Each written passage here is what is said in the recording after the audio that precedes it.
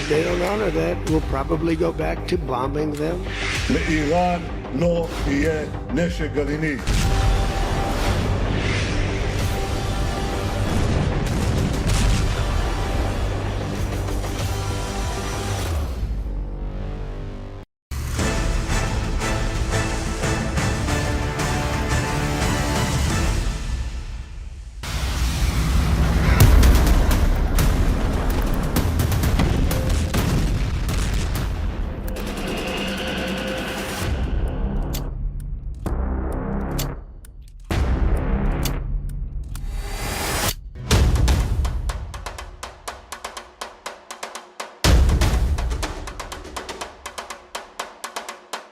तारीख 18 जून 2026। दुनिया को लगा कि पश्चिम एशिया में सुलग रही तीसरे विश्व युद्ध की आग अब बुझने वाली है। एक तरफ फ्रांस के ऐतिहासिक वर्साई पैलेस में अमेरिका के राष्ट्रपति डोनाल्ड ट्रंप बैठे थे और दूसरी तरफ तेहरान में ईरान के राष्ट्रपति मसूद पजेश्कियान। दोनों ने डिजिटल और फिजिकली कागज पर साइन किए, जिसे दुनिया में इस्लामाबाद मेमोरेंडम ऑफ अंडरस्टैंडिंग कहा जा रहा है। लेकिन इस बीच इजराइल के उत्तर में मौजूद लेबनान में इजरायली डिफेंस फोर्सेस का ऑपरेशन लगातार जारी था।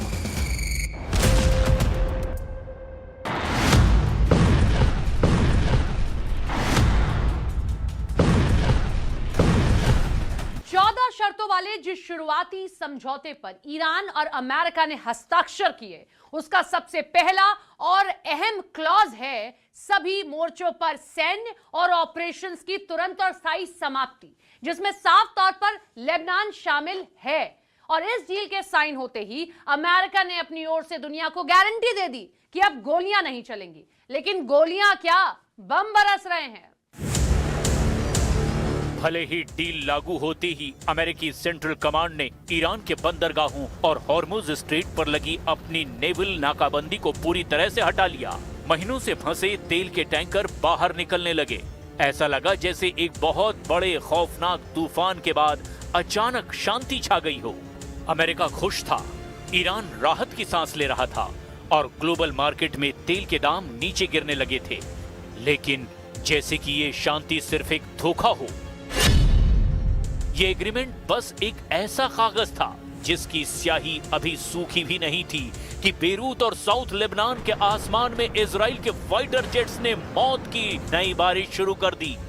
एक तरफ अमेरिका ईरान के साथ स्विट्जरलैंड में आगे की बात करने की तैयारी कर रहा था, दूसरी तरफ उसका सबसे पुराना और सबसे ताकतवर सहयोगी इजराइल इस समझौते की धज्जियां उड़ा रहा था।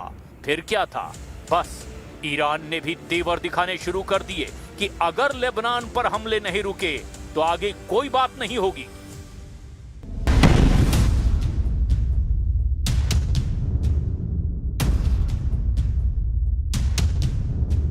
इजरायली मीडिया का कहना है कि इजराइल को इस डील से पूरी तरह बाहर रखा गया था। इजराइल के प्रधानमंत्री बेन्यामिन नेतन्याहू ने तो साफ कह दिया कि गाजा की तरह लेबनान में भी इजराइल सिक्योरिटी जोन पर काबिज रहेगा। כשם שהחזרנו את הביטחון והשגשוג לעוטף עזה, כך נחזיר את הביטחון והשגשוג ליישובי הצפון. זה מחייב שמירה על רצועת הביטחון בדרום לבנון. זה מחייב שלא נצא משם כל עוד צורכי הביטחון של ישראל. ये एक ऐसा समझौता है जिसको इजराइल जरा भी अहमियत नहीं दे रहा। 18 जून 2026 को समझौते पर साइन हुए। ट्रंप ने ऐलान कर दिया हर मोर्चे पर युद्ध समाप्त हो गया और 19 जून 2026 को 24 घंटे भी नहीं बीते थे और इजराइल ने गाजा में ड्रोन हमला कर दिया और लेबनान के अलग अलग शहरों में बमों की बारिश कर दी और समझौते को ठेंगा दिखा दिया। जमकर गिराए इजराइल ने बम। ये कोई छोटी बात नहीं है। अमेरिका की अपने सबसे पक्के दोस्त के साथ खटपट हो चुकी है। जिस डील की शर्तों को डोनाल्ड ट्रंप दुनिया के ताकतवर मुल्कों के सामने फ्रांस की सरजमी से अनाउंस कर रहे थे, इजराइल में उसकी धज्जियां उड़ा दी गई और ऐलान कर दिया गया कि बैटल ऑफ बेरूत अभी जारी रहेगी। 18 जून को ही आईडीएफ ने अपने सोशल मीडिया और न्यूज प्लेटफॉर्म पर साउथ लेबनान का एक नया मिलिट्री मैप जारी कर दिया। द मीडिया लाइन की रिपोर्ट के मुताबिक इस नक्शे में साफ तौर पर दिखाया गया कि इजरायली सैनिक लेबनान की सीमा के अंदर 10 किलोमीटर गहरे सिक्योरिटी जोन में तैनात हैं और वे किसी भी हाल में वहां से वापस नहीं लौटेंगे।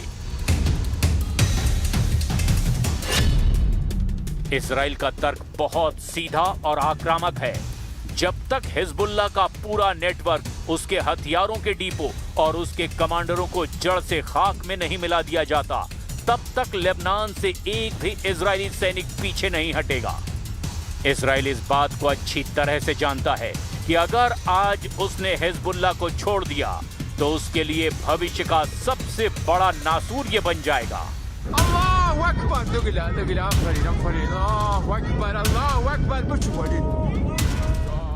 2 मार्च 2026 के बाद लेबनान में अब तक 3,912 लोग मारे जा चुके हैं और 11,873 से ज्यादा लोग इसमें घायल हुए हैं, जबकि 10 लाख से ज्यादा लोग अपना घर छोड़ने पर मजबूर हो गए। अमेरिका की शांति की दुहाई के बीच भी 18 जून की रात को साउथ लेबनान में इजराइल के हमलों ने 16 लोगों की जान ले ली। हिजबुल्लाह भी जवाबी हमला कर रहा है और 2 मार्च 2026 के बाद इन हमलों में 35 इजरायली सैनिक मारे गए हैं।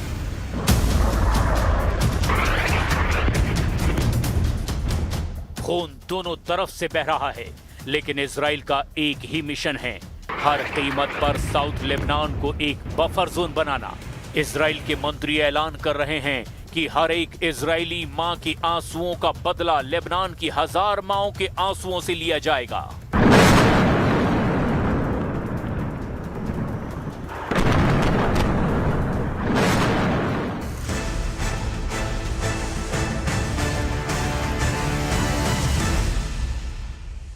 इजराइल के इस तेवर ने वॉशिंगटन में बैठे ट्रंप प्रशासन के पसीने छुड़ा दिए हैं। अमेरिका, जिसने पूरी दुनिया के सामने यह दावा किया था कि उसने युद्ध रुकवा दिया है, उसकी बात की कोई कीमत नहीं रह गई है। जो ट्रंप G7 की मीटिंग में 1 घंटे की देरी से पहुंचते हैं और कहते हैं आई एम द बॉस, उनके लिए तो इजराइल के ये तेवर नाकाबिले बर्दाश्त हैं।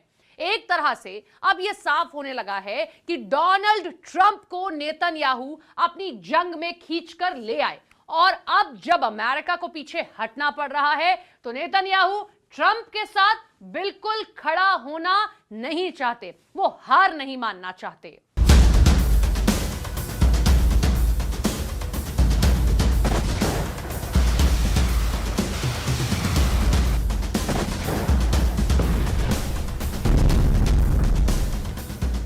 यही वजह है कि अमेरिका के उपराष्ट्रपति जेडी वैंस को भी व्हाइट हाउस के प्रेस ब्रीफिंग रूम में आकर इजराइल पर भड़ास निकालनी पड़ी। जेडी वैंस ने इजराइल के मंत्रियों की बयानबाजी को अजीबोगरीब घबराहट और बौखलाहट करार दिया। वैंस का लहजा बेहद सख्त और आक्रामक था। उनकी बातों से लग रहा था कि डोनाल्ड ट्रंप सीधे बेंजामिन नेतन्याहू को खुली वार्निंग दे रहे थे। If I was in the cabinet of the Israeli government, I might not be attacking the only powerful ally that I have anywhere left in the entire world. And the second message I would give to some of those cabinet members, Bibi, to his credit, has not gone down this path, but to some of these cabinet members in Israel who are attacking the President of the United States, the other thing that I would say is that over the last 3 months, 2/3 of the defensive weapons that have protected your homeland have been built by American hands and paid for by American tax dollars.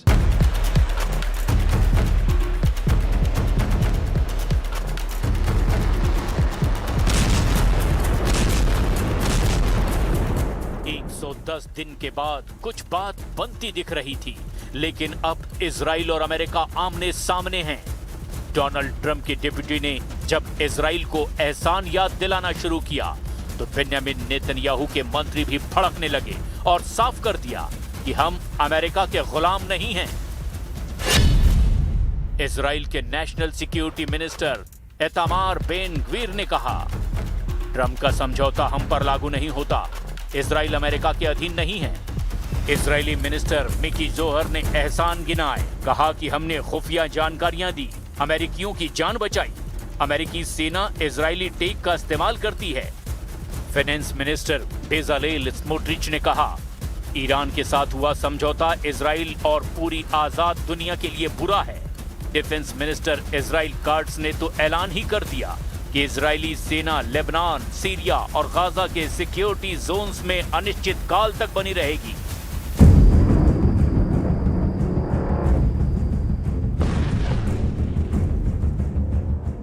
America और Israel के दशकों पुराने और अटूट रिश्तों में अब एक ऐसी दरार आ चुकी है जो शायद ही कभी भर पाए, क्योंकि अब सब कुछ खुलकर होने लगा है। डोनाल्ड ट्रंप ने भी जबरदस्त नाराजगी जताई है। और इस सारी कूटनीतिक खींचतान और लेबनान में जारी खूनी खेल का सबसे बड़ा और विनाशकारी असर 19 जून की सुबह देखने को मिला। 14 सूत्रीय शांति समझौते पर आगे की बातचीत और न्यूक्लियर प्रोग्राम पर टेक्निकल चर्चा के लिए स्विट्जरलैंड के बर्गनस्टॉक में एक बेहद अहम ग्लोबल समिट होने वाली थी।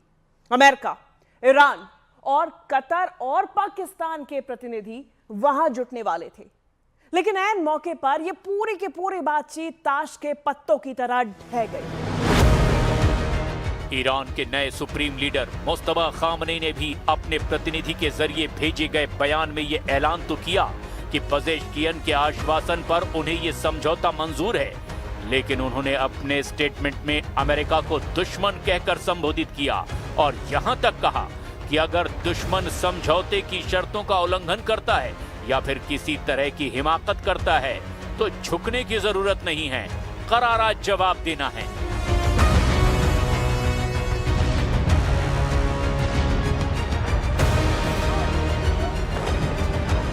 ईरान ने साफ कर दिया कि अमेरिका की ये जिम्मेदारी है कि वो इजराइल को लेबनान से बाहर निकाले, और इजराइल तो अमेरिका की सुन भी नहीं रहा। इजराइल न सिर्फ खुलकर ट्रंप के एक तरफा किए गए समझौते को नकार रहा है, बल्कि वो लेबनान और गाजा में बम बरसाकर ये जाहिर भी कर रहा है कि डोनाल्ड ट्रंप कोई नहीं है जो इजराइल के मामलों में कोई फैसला लें।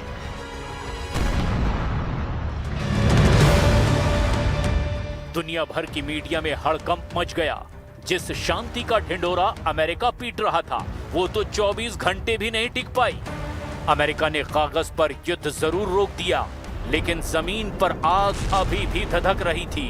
CNN और अल जजीरा की रिपोर्ट के मुताबिक इजराइल ने सिक्योरिटी जोन के नाम पर गाजा, लेबनान और सीरिया में लगभग 1000 वर्ग किलोमीटर जमीन पर अपना मिलिट्री कब्जा कर लिया है। इजराइल किसी भी कीमत पर अपनी सैन्य बढ़त को खोना नहीं चाहता। उसे डर है कि इस डील के जरिए अगर ईरान से पाबंदियां हट गई और उसे $300 बिलियन के कंस्ट्रक्शन फंड का एक्सेस मिल गया तो वो पैसा सीधे हिजबुल्लाह और हमास जैसे प्रॉक्सी गुटों को और ताकतवर बनाएगा।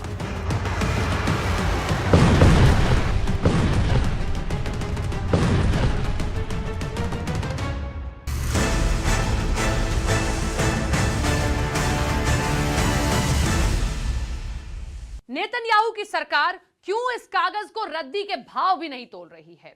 इसका जवाब है ईरान अमेरिका के एग्रीमेंट की शर्त नंबर 10। इस क्लॉज में साफ लिखा है कि इस डील के साइन होते ही अमेरिकी ट्रेजरी डिपार्टमेंट ईरान के कच्चे तेल, petroleum products, banking transaction, insurance, transportation से जुड़े तमाम प्रतिबंध तुरंत हटा लेगा। यानी ईरान की अर्थव्यवस्था को फिर से ऑक्सीजन मिलेगा।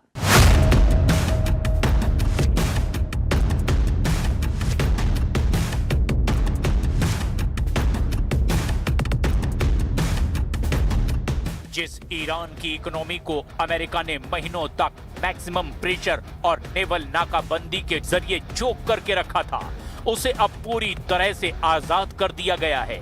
और ये सिर्फ कागजों पर नहीं हो रहा, बल्कि जमीन पर एक्शन शुरू हो चुका है।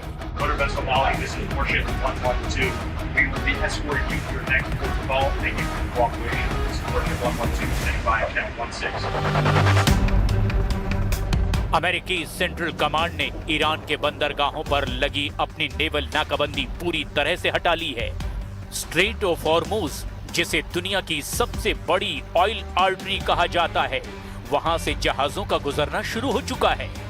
ईरान ने भी ऐलान कर दिया है कि उसकी मंजूरी के बगैर हॉर्मुज से शिप्स की मूवमेंट नहीं हो सकती।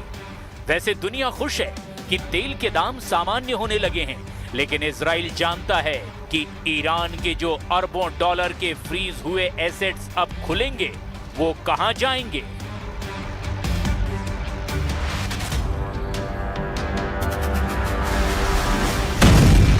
लेकिन ये तो सिर्फ शुरुआत है। क्लॉज 10 में यानी कि क्लॉज 10 में जहां पाबंदियां हटाने की शर्त है, वहीं असली बम तो क्लॉज 6 में छिपा हुआ है। शांति समझौते की इस शर्त के मुताबिक अमेरिका और उसके सहयोगी ईरान के पुनर्निर्माण यानी रिकंस्ट्रक्शन और आर्थिक विकास के लिए कम से कम $300 बिलियन यानी कि करीब 3000 करोड़ रुपए का एक विशाल फंड बनाएंगे। और यही इजराइल की चिंता है। बेन्यामिन नेतन्याहू की कैबिनेट इन शर्तों को लेकर इसीलिए चिंतित है क्योंकि उन्हें खतरा दिखाई दे रहा है। इजराइल मानता है कि ईरान इस मैसिव फंड को ईरान के विकास और आम लोगों की सुविधाओं पर खर्च नहीं करेगा, बल्कि इसके जरिए वो अपनी एक्सिस ऑफ रेजिस्टेंस यानी अपनी मिलिशिया को मजबूत करेगा। इजराइल का कहना है कि इस फंड से हिजबुल्लाह को एक मेजर कैश इंजेक्शन मिलने वाला है, यानी ये पैसा सीधे इस्लामिक रिवॉल्यूशनरी गार्ड कॉर्प्स यानी IRGC के गुप्त खातों में जमा हो जाएगा और वहां से ये पैसा लेबनान में हिजबुल्लाह, गाजा में हमास, सीरिया, इराक और यमन में इस्लामिक विद्रोहियों के हाथों में पहुंचेगा। इजराइल का पूरा सिस्टम इस बात से हिल गया है कि जिस दुश्मन को उन्होंने पिछले 110 दिनों की जंग में अपनी पूरी ताकत लगाकर कमजोर कर दिया, उसे अमेरिका $300 बिलियन की संजीवनी बूटी पिला रहा है। ईरान अमेरिका के समझौते में इजराइल इसीलिए ठगा महसूस कर रहा है क्योंकि क्लॉज 9 के मुताबिक ईरान और अमेरिका केवल स्टेटस को यानी कि मौजूदा स्थिति को बरकरार रखने पर राजी हुए हैं। ईरान परमाणु हथियार नहीं बनाएगा, यह तो शर्तों में शामिल है, लेकिन बैलिस्टिक मिसाइल कार्यक्रम या हजारों मिसाइलों और अटैक ड्रोन के भंडार पर कुछ नहीं कहा गया। वो मिसाइल्स और ड्रोन जिन्होंने इजराइल के शहरों डिमोना के न्यूक्लियर प्लांट और रामत गन पर आग बरसाई थी। CNN और द टाइम्स ऑफ इजराइल के मुताबिक ईरान ने इस जंग में क्लस्टर वॉरहेड वाली मिसाइलों का इस्तेमाल किया था, जिनसे इजराइल में भारी तबाही मची थी और अब अमेरिका उसी मिसाइल प्रोग्राम को बिना छुए ईरान से डील कर रहा है। ऊपर से अमेरिकी उपराष्ट्रपति JD वैंस जले पर नमक छिड़क रहे हैं। It's very simple. You can't tell a country, whether Israel or Iran, they're not allowed to have any self-defense. That's not what the president has asked. That's not what the president has requested. But as part of the final deal, what we want to see is Iran not funding regional instability, funding regional terrorism, and of course trying to rebuild their nuclear weapons program. यही वजह है कि दो दोस्तों में ठन चुकी है। इजराइल ने साफ कह दिया कि उसका बदला अभी बाकी है। वहीं टाइम्स ऑफ इजराइल की एक रिपोर्ट में दावा किया गया कि IRGC ने अमेरिका और इजराइल को चकमा देने के लिए इराक में अपने कोवर्ट सेल्स या गुप्त ठिकाने बनाने शुरू कर दिए हैं ताकि गल्फ में मौजूद अमेरिकी ठिकानों पर छिपकर हमले किए जा सकें। वहीं इजरायली मीडिया ने इजराइल की खुफिया एजेंसियों मोसाद और शिन बेट के सूत्रों के हवाले से खबर चलाई कि ये डील कभी भी फाइनल डील में नहीं बदल पाएगी। इसी डर और बिग पिक्चर को देखते हुए इजराइल ने लेबनान में अपने ग्राउंड ऑपरेशंस रोकने से साफ इनकार कर दिया है। बेन्यामिन नेतन्याहू और उनके जनरलों को इस बिग पिक्चर का अंदाजा हो चुका है। वो जानते हैं कि डोनाल्ड ट्रंप की राजनीतिक मजबूरी थी इस जंग को रोकना, क्योंकि अमेरिका में पेट्रोल और खाद के दाम बढ़ रहे थे और चुनाव भी सिर पर थे। हालांकि अमेरिका का दावा है कि नेतन्याहू का जंग में बने रहना भी चुनावी मजबूरी है।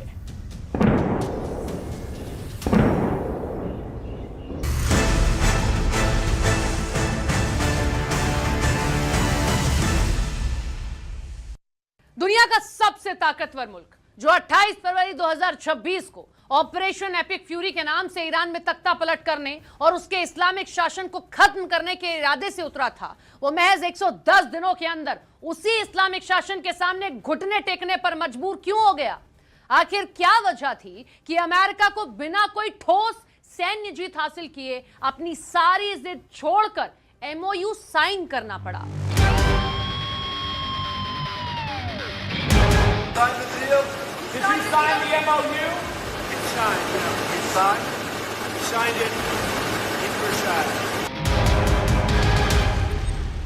इसका जवाब अमेरिका की उस बेबसी, भारी नुकसान और ट्रंप की उन राजनीतिक मजबूरियों में छिपा है जिसने अमेरिका को अंदर तक हिलाकर रख दिया है।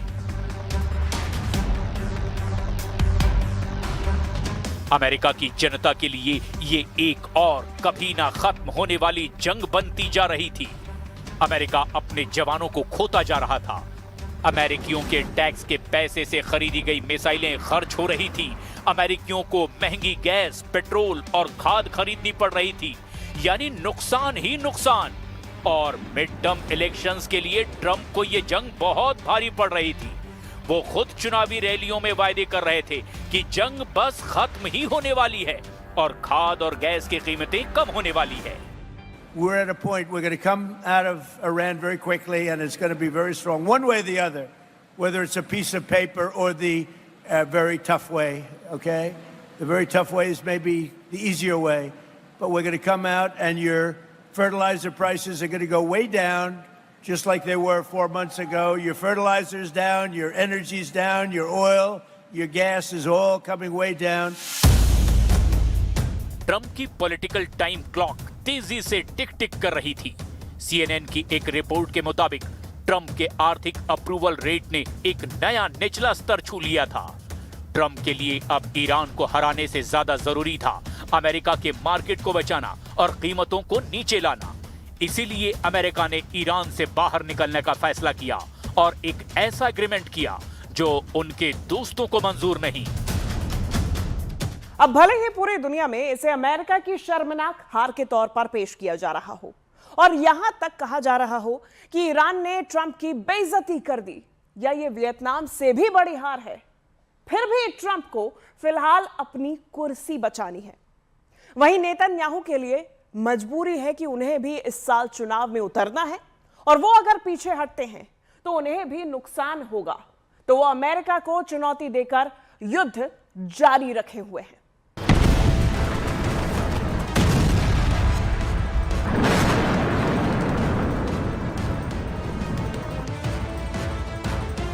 अमेरिका अब कह रहा है कि बहुत हुई दूर देश की लड़ाई। राजनीतिक मजबूरी में बाजीगर बन रहे ट्रंप को सरेंडर का तमगा भी मंजूर है और इसी मजबूरी के चलते बेंयामिन नेतन्याहू को मंजूर नहीं है कि वो पीछे हट जाएं। We should be extra worried about the upcoming Israeli move, especially with that we know that we are very close, or the Israeli election is on the door, or very close to be.